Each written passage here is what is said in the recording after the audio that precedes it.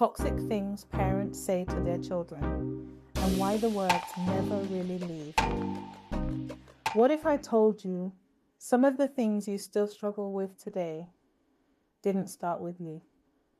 They started with a sentence someone said to you when you were a child and you never forgot it. Maybe it was, "You're too sensitive," or "Why can't you be more like your sister?" Or even, "You'll never amount to anything." The scary part? Most of these phrases are said in normal homes by parents who love their children. In this video, we're breaking down the most toxic things parents say to their children, not to shame anyone, but to understand why these words stick, sometimes for life.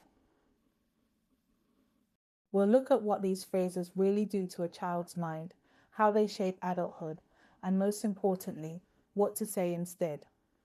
Because once you can name the pattern, you can break it. Hey guys, welcome back to Her Sphere. I'm so glad to have you here. Please, can you like the video, leave a comment down below, and subscribe to the channel. And let's get straight into the video. What makes a phrase toxic? Toxic parenting phrases aren't always dramatic. They're not usually shouted in movie-style arguments. They're subtle, casual, repeated, and that's exactly why they're so powerful. They often sound like dismissal, comparison, or conditional love. And here's the key. Most parents who say these things don't mean harm, but impact matters more than intent. Because to a child, a parent's voice becomes their inner voice. Name-calling and labels. Let's start with one of the most obvious. You're so stupid. You're lazy. You're useless. Even when said in frustration, these aren't corrections. They're labels. And children don't separate who they are from what they did. So instead of thinking, "I made a mistake," they think, "I am the mistake." And that belief, it follows them into everything: school, relationships, confidence. Comparison. Why can't you be more like your sister? This one is quieter, but just as damaging. Comparison doesn't motivate, it erases identity. It tells a child they're not enough as they are. And over time, it creates resentment towards others and towards themselves. Because instead of growing into who they are, they're trying to become someone else.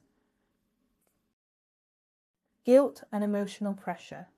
I do everything for you, and this is how you repay me. This phrase puts adult emotions onto a child. And here's the truth.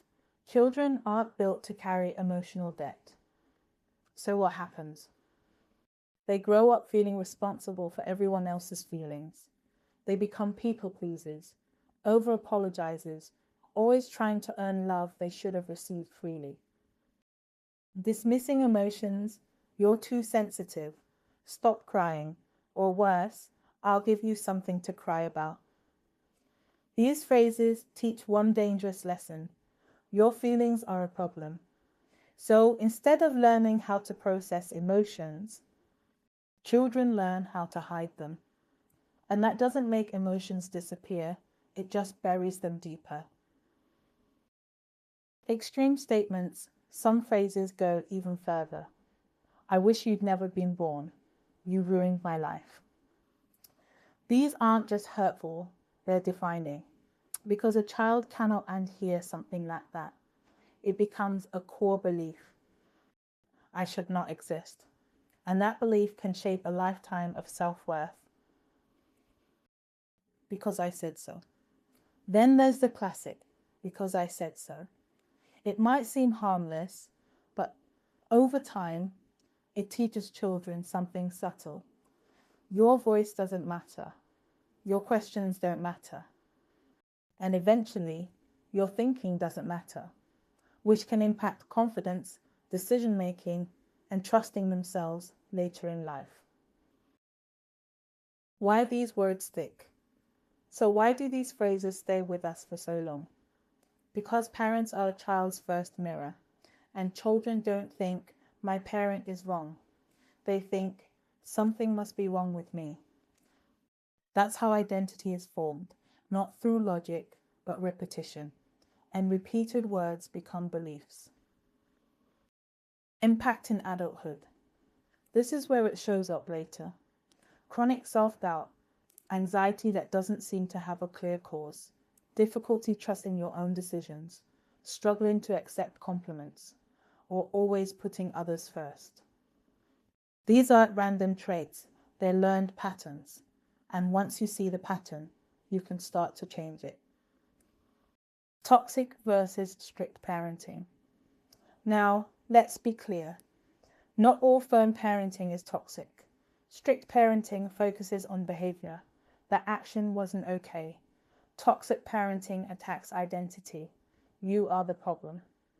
That's the difference. One teaches growth, the other creates shame. What to say instead? The good news, this can be unlearned. Instead of you're stupid, try, let's figure this out together. Instead of stop crying, try, I can see you're upset. I'm here. It's not about being soft. It's about being aware.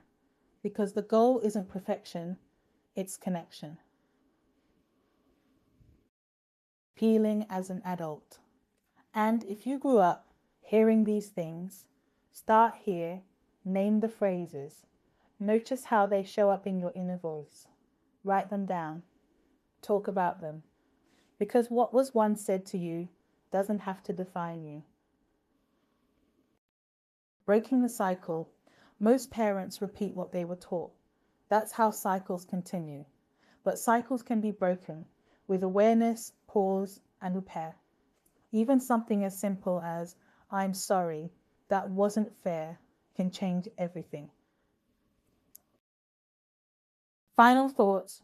Words don't just describe reality, they shape it. And the words spoken to children become the voice they carry for life.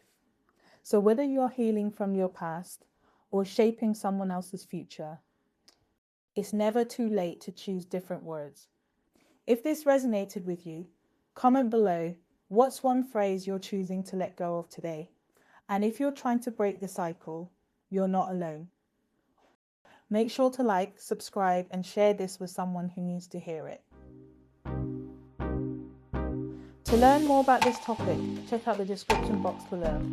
Thank you so much for watching, and I will see you in the next video.